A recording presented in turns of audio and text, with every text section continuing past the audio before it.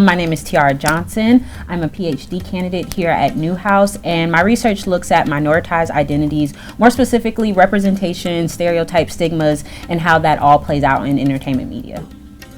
Hi, my name is Minnie McMillian. I'm a fourth year PhD student in the social psychology program, and my research interest is in three lines. So my first interest is in vicarious racism, so looking at vicarious racism on social media, so those secondhand experiences of racism. My second line looks at intersectional invisibility, specifically among women of color. And then my last line looks at applied social psychology, so how can I use social psychology to influence policies and make actual changes?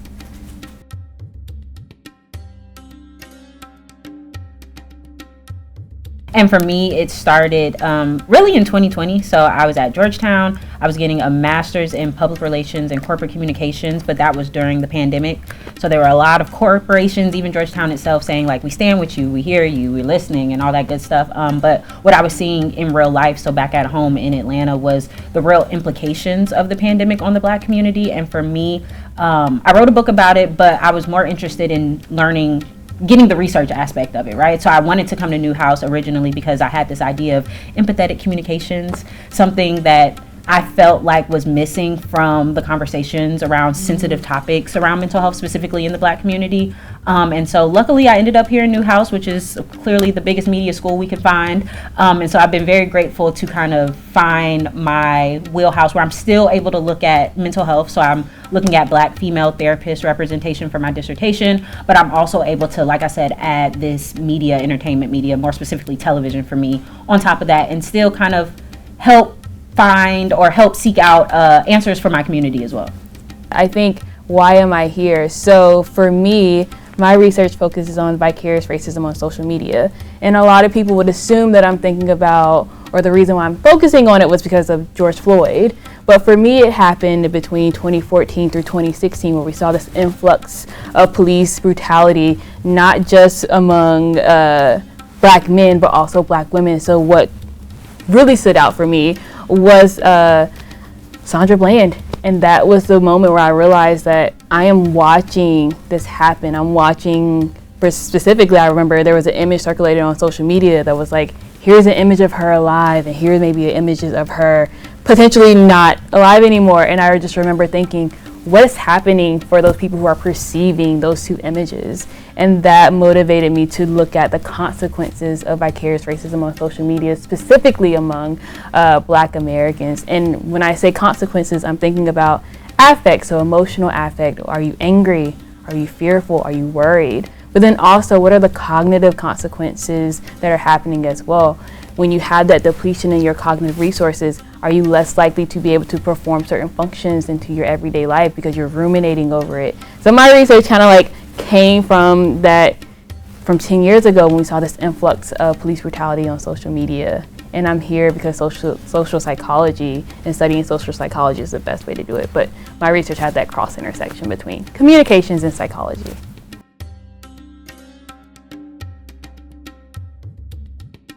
So for me, being a Black woman, doing the type of research I do, I feel like it's intentional because I like to do critical analysis, like critical textual analysis. In order to be critical, that means you have to kind of be aware of other identities, be aware of other perspectives, right? And be able to kind of look at more than one factor. I think the beauty that I have with my identity coming into a research space that is majority white, is this idea that I do have that perspective, right? Like it's easier for me to take myself outside of the hegemonic norm because oftentimes I don't fall within that, right? So the lens that I have to kind of approach certain topics, to ask the certain questions, I think helps align my identity with the research that I do. And then for me, like I said, I'm okay with presenting my research findings at the big conferences, but also, once again, that has that hegemonic pressure to it, where I want to make sure that the community that I care about are able to understand my findings. And so for me, having smaller sessions, smaller presentations that I do where I'm talking to everyday people that may not understand research at all, and I'm able to explain those findings, that's how I am able to not only recenter myself with my identity, but also make sure I'm pushing that towards my community as well. Ooh, that is amazing. Also, plus winning all of that. For me, I agree. Like, I do the same as well. Whereas I want to make sure, like, even my studies, that I'm including myself or giving my perspective as a Black woman into it, because that's a space that I feel like I can fill.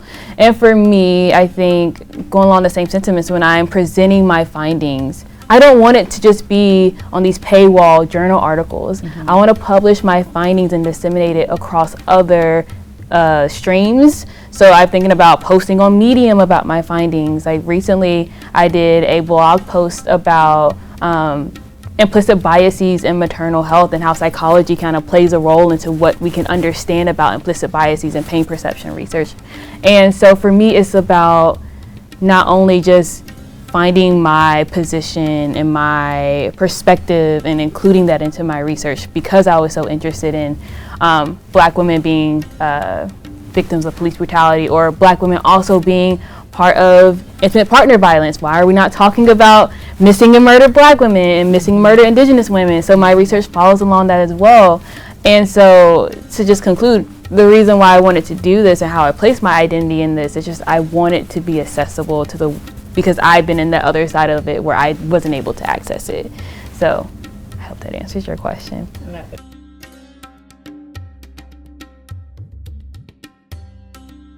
So yeah, I didn't necessarily talk about my dissertation because my dissertation is on vicarious racism, but it can incorporate intersectionality and intersectional identities into it.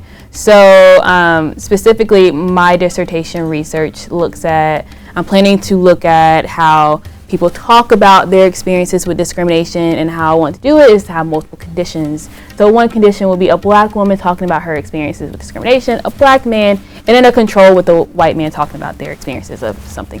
And so the idea being that I want to include Black women in the conversation, that we're also likely to be experience this mistreatment and endure those types of mistreatments. And then for me, and the reason why I wanted to talk about intersectionality and intersectional identities was because I feel like that's missing and people misconstrue it a lot of the times. They take away intersectionality as a buzzword rather than it actually being a framework to talk about the harms and the experiences of people with marginalized identities, particularly Black women. And so I wanted to present that and talk about it, how it relates to the field of psychology with which I work in. So, yeah. And then for me, my current dissertation that you guys heard about yesterday was analyzing the Black female therapist, right? And so I'm using a critical textual analysis to look at 3 shows that have the Black female therapist centered as the main character. And I want to see whether or not those depictions are either countering or supporting stereotypical images of Black women that we've seen in history over time. For me, I've mentioned before, but I'm very early in it, right? So I can't say anything with too much certainty, but what I've seen so far is this idea that the Black lady therapist trope, the early trope, what we're seeing around it is this idea of the professionalized mammy. So still the subservient woman. And so I'm very interested in looking at the coding of Black women as their traditional mammy, but now with this intersection of occupation, right, of this care professional and what that looks like. And what I've kind of been seeing is that unfortunately there is still a lot of trauma around the storylines of these Black women. There's a lot of addiction behind their backstory, but somehow they're still showing up to work with a bright face, a smile, and they never have that space, I would argue, to feel vulnerable, to feel heard or seen for a lot of the overworking that they're doing, a lot of the caregiving that they're doing in these spaces. And so it's been really interesting. It's still a work in progress. Shameless plug, hopefully it'll be done sooner than later. So maybe it'll be published somewhere where you guys can look it up. But it has been very rewarding just to kind of, like I said, look at the intersection of a Black woman, but more importantly of a Black woman in a care profession, and see how those depictions are impacting how the Black community is seeing themselves, and mental health stigmas as well.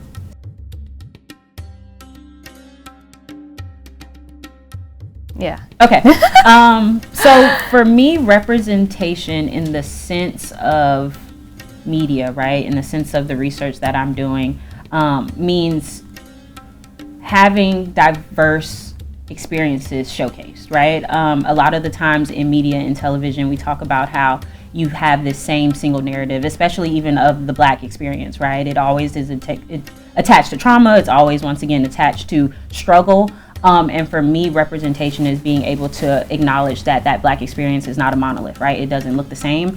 And so what are you going to do to make sure you're different? You're showing a difference in that, right? You're showing that a Black man doesn't always have to be the thug, right? A Black man could be an educated professor. It could be a teacher, like showing that these intersections don't always have to be coded with something stereotypical or something negative. That for me is representation in the sense of the research that I do.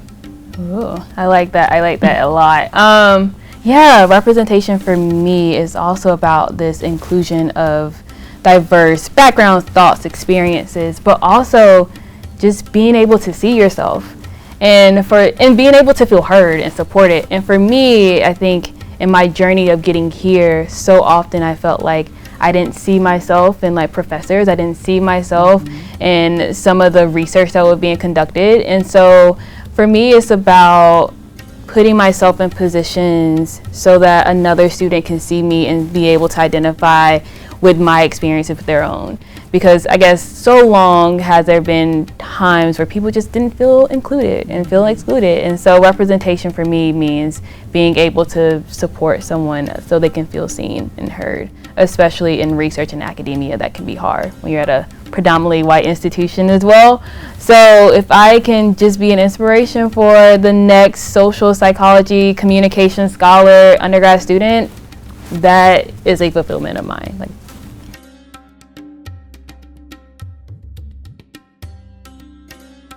journey. Ooh, that's a good question. Yeah. I think my immediate response is to know your why. Know your passion, know your reason, because you can spend 3 to 5 years here where you have teaching load, research load, family things going on, and sometimes you forget why you're here with all the stressors that you come in with and what you endure. And so when you have your why, it makes things less tougher for you. So being able to understand what's your passion, why you're doing it, who are the people that are going to be impacted by your work is helpful. And then the other thing is find your community. Like, it's a blessing to be able to find people who has the same experiences, shared identity, things like that you can talk about what you're going through. And so I would say take your first year to learn about your program, learn about the people around you, and then use your second year to find your community. Find out who you can talk to about all the things that happen as graduate students that we don't want to talk about to our advisors. And maybe you have to be the one to build that community yourself.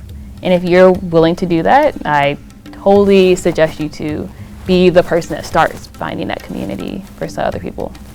You did great. I wanted to take that answer, but I can't now. So I will modify a little bit and say, do your research, maybe. In the sense that, especially with the ever-changing climate that we're in, right? With all these DEI headlines coming out with Trump's influence and Elon's thumb on everybody's neck, I just feel like going into a PWI, know your why, so know why you want to go, but also do your research on the space that you're going to be in, right? So that you know your limits, that you know whether or not this space is going to either hurt your mental health or it's something that you can navigate through, and of course you'll never know until you're really in it, but you have to do the research. You should know exactly what you're walking into to best be able to kind of navigate those spaces. And I know for me, that's the one thing I wish I would have just done a little bit more coming to Syracuse. I wish I would have done more research. Honestly, being from Georgia, you guys see the background. It's cold. it's the winter, but also more importantly, like my program, I am the youngest, the only person of color within my cohort. And so if I would have done a little more research, I would have really been more intentional about my why and whether or not Syracuse was that fit. Now, it worked in hindsight. I'm here. I love it. Don't get me wrong. But when I think of like advice I would have given myself or would have loved to hear from myself, it's definitely make sure you've done your research. And I think that's going to be important. I'm going to add also, go to therapy. Because my first year, I literally went to therapy, and that has helped me tremendously grow and be able to advocate for myself and know what are my triggers and how does that apply to what I do in academia. So if it shows up while I'm presenting research, I can be able to combat that. So just suggest if you can. I know that's also a privilege and access thing, but if you're a graduate student, it's given to you at the Barnes Center, especially here. So I would say have a therapist, have someone to talk to. Yeah. Okay, and then I'm gonna jump on that, and then we can, continue. Yeah. But I do want people to be mindful that it's okay if you're not there for therapy just yet, too, right? Yeah. Because I'll be very transparent. I'm doing a lot of this therapy narrative conversation. I haven't had a therapist. I've never had a therapist, right? And so a lot of the conversation, a lot of the research that I do, like I said, it's therapeutic for me. Like even through these shows and learning about what therapy means, like all the stigmas that go through it, I'm doing that through my research, and I still feel like I'm learning something, right? Like I'm not necessarily in the space to feel comfortable to go to therapy, just because once again we go back to representation. Even on even on campus here, there is a lack of therapists of color, and when they are here, they are overworked because they have the task of a lot of people of color as well, right? And so I would also encourage people to be open to finding other hobbies, right? Other things that give them joy, so that if you can't access, or if therapy is a burden for you or a barrier for you, you are finding other ways to kind of express yourself and get that out.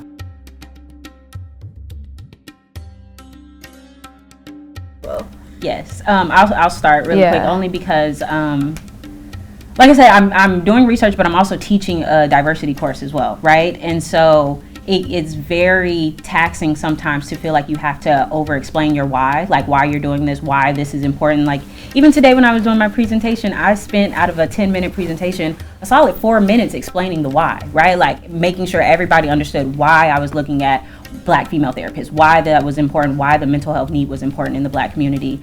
And for me, I think it sometimes can be a disservice, or it feels like a burden, maybe not even a disservice. It feels like a burden sometimes when you are constantly having to explain something that seems so matter of fact to you, right? Like seems so obvious to anybody who you feel like should be empathetic to others' experience, right? And having to realize that not everybody is at that level, right? And the more that they listen to some of these DEI headlines and attach DEI to being bad, or attach DEI to just being Black, like the more that I feel the burden of having to re-explain that, adjust that, make sure everybody understands, like, no, diversity, DEI is not just Black, right? That's being a woman, that's being, there's so many other intersections for that. And so it can be burdensome, I'll say that, but I do think that it's necessary, and I am trying my best to find ways to kind of combat that while I'm teaching and doing research. I know that went in tangent, but no, that's a great answer. I think I'm going to piggyback off that, because for me,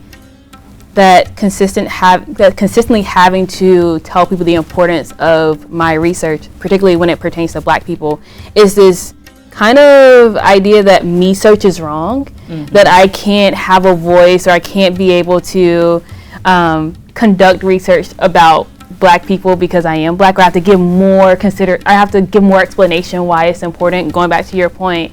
And so for me, I think it's that, having to over-explain why my research is important, it sometimes can be challenging. But the other point I wanted to make was about the reason I try to incorporate social justice, or maybe it's kind of hard to do so, is because being a graduate student, you have a very complicated schedule where you may be teaching, you may be being a grad assistant, or you may just don't have the time to actually engage in social justice. Because for me, it's not just doing the research that is social justice involved, but it's also me stepping out in the community and being of service to them, because that's what social justice means to me. Because I can be behind these ivory walls all day, but it doesn't fulfill me if I can't go out in the community and do that work. So for me, I think the barrier has been not being able to devote the time to be involved in the community in whatever that could be, in whatever capacity that they need me to be. Not what I assume what they need me to be, but whatever capacity they need me to be. And so for me, I do my social justice focused research, and I attempt to get it published, and hopefully it happens for me, and I don't have a lot of R&Rs because they don't understand my why. Right. But that may happen. But also I want it to be social justice oriented, where there's an actually engagement part. And if there's not an engagement part, I don't feel like it's helpful for me. Yeah. No, I get it.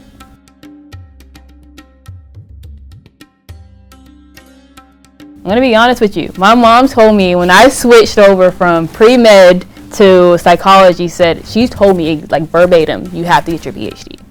because she had the foresight that I would have to be able, I can't just have a bachelor's degree in psychology, because that is such a broad field that it would lose me, honestly. So once I heard that in my undergrad, I knew that I had to keep going, get my PhD. Now, in that time, I thought, because psychology is so broad, I thought I was going to go into developmental psychology or child psych. Ended up in social psych, so wasn't expecting that, but life happens. But if you said advice, right? Yeah. Okay. Advice I would give about starting a PhD would be make sure you want to do it. Because sometimes I feel like if my mom didn't tell me to do a PhD, then I probably wouldn't have done it, right? So make sure it's your reasoning to doing a PhD. Don't let it be outside external influences, because those external influences are not helping you type papers at midnight. They're not helping you read papers. They're not helping you present at your conferences. They're just going to call you and be like, how did it go? And you're like, I was stressed for like 24 hours, but yeah, it went well. So I think my advice for anyone starting a PhD is just know your why, make sure you're doing it for you, and when you get there, just have fun. I don't know. Like a nervous laugh, like whatever that means, right? Whatever that means, because you're going into an unknown experience, and my experience would be different than Tiara's experience would be different to another student's experiences. So, yeah. Mine probably won't be as optimistic, unfortunately, but maybe it will be. I don't know. For me, I never saw PhD as an option. It wasn't really a goal of mine, and it's very interesting because my mom is a public school teacher. She's been a public school teacher for 30 years, my whole life. And so I feel like indirectly I pushed myself away from education. Like I didn't want anything to do with education. I'm doing communications. I did journalism, PR, corporate communications. I'm everywhere, right? I ended up with PhD because, once again, it was during the pandemic. I was working out of my master's. I had a job, but like I said, I had a why. I remember I had this passion, and the only answer I knew to answer that was more education, right? And I think a lot of times in the Black community, especially maybe for Black women, we always feel like that is the answer too. Like, to get further, we have to get more education. We need to get in more places. We need to have that education to get us into those doors. And so I think indirectly that was also a push for me to get into this space. But I did not know what a PhD was when I got into the program, right? I thought this was just the next level to learn a lot. And I love to learn. So I was like, oh, I get to learn again for free. Oh, full ride. Oh, this is so much fun. And what I quickly realized was that it is way more than just learning, right? It's impact. It's mentorship. It's support. It's advising. It's a lot of things that goes into it. And it's lonely. It can be very lonely, right? The younger you go into it, the more you realize there's this age gap. My cohort members are all married or, thinking about kids, and I'm here. I'm just making it every day. It's a birthday. I don't know. So for me, the advice I would give to somebody interested in a PhD is, once again, do your research. So like know your why, but also more specifically do the research on the program, right? So make sure you know the program that you're intending, especially, once again, with all these DEI headlines going on. So if your research is attempting to look at some of these minoritized identities and communities, you need to be intentional about finding a program that's going to have that support for you, right? So finding a code shift, finding resources and labs that you know that are intentional upfront about those identities, that you will be supported regardless of what happens with the time that's going on, right? So I appreciate spaces like Code Shift, right? Because there are scholars like me right now that are very intentional about the identities that we're talking about. And then we know that there's whispers around of people who just don't get it or don't want to get it or would love to not hear it. So having support system, knowing that there is a research lab around that is intentional about those identities, you can go, and it may not be a big group, but it is your group, right? So it goes back to finding that community. And I think if you are intentional about your program, the faculty around, and the support system that you'll get, then going into a PhD will be the most beneficial it can be for you. Yeah, I'm going to add on to that, because to your experience of being the youngest, I had the experience of being the oldest. Yep. So I think it depends on your department, what area of interest that you're interested in, because so many students in psychology go right immediately into it after undergrad, and they don't take the time. Not saying that that's a bad thing to do, to take the time, but a lot of people go straight into it. In my discipline, straight out of undergrad, or they may go into their master's and then do a PhD. So for my own experience, I felt I was one of the older ones in my cohort, but I had that life experience. So I also would suggest, like, for anyone thinking about starting a PhD, especially right after undergrad or potentially while you're in undergrad, is think about life experiences that you can kind of like have those enriching skill building type of things that help you prepare for a PhD. So like I was able to work in nonprofit for a couple of years, and that was helpful because I was able to have experience in presenting about data to a community or an audience that has no idea what graphs and all those like tables and stuff would do. So like get those work experiences, real life experiences, if you can, before you decide to do a PhD. And that is one way in which you can find your why as well, because that kind of like solidifies, oh, this is a research question I'm really interested in while I'm working in nonprofit, or while I'm working at a think tank, or while I'm working at a university as a secretary or something like that. So I would consider doing work experiences before starting a PhD to ensure you kind of like have that work skill before you get into it, because it's a lot of work and it's a lot of moving parts, and if you don't have that experience, it can overwhelm you. So I think currently my obsession is Cowboy Carter, Beyonce. I think the album in and of itself reflects kind of like my experiences in being a PhD student or being, in grad school, is because these ideas, like her album, being a black woman pursuing country, and how they want to put her in a specific genre. It's kind of like how you can be being a black woman in a PhD program. They try to like put you in a box, and your only box is whatever your research can be in a way. So like I think the Cowboy Carter, Beyonce is a representation of also reclaiming what is yours. So being a PhD student, you kind of sometimes got to reclaim your identity in certain spaces, and I think she did a great job with Cowboy Carter and reclaiming country music, which has background in black folks and black culture. And so I think that album and her experiences being shut out and then finally getting album of the year at the Grammys, and then still having certain pushback, and captures like my experience as a PhD student, and what you may have to experience as a PhD student when you have a marginalized identity, those like consistent challenges and stressors, but you have to maintain the course. But also, I love the entire album, front and back. Okay, my turn, I guess, right? Yeah. I'm gonna go Kendrick Lamar, right? Oh, I think that's safer than maybe where I was leaning at first. For me, I don't know if I can pinpoint a certain song. I'm thinking of Luther in my head for some reason, but I will say Kendrick Lamar right now, aside from the beef and aside from the Drake connection, more importantly, when you think of even his Super Bowl performance and a lot of the black cultural text that was embedded in that performance itself, like I said, aside from the Drake mocking, I think he's doing a really good job at once again kind of being a little more critical and putting our struggles and our stories, and once again different stories, diverse stories, right, on a main stage like that. And I think that is helping to widen the narrative about black people. And so when we think about Black excellence, I guess, during Black History Month, I will put Kendrick Lamar up there until Drake can reclaim his spot.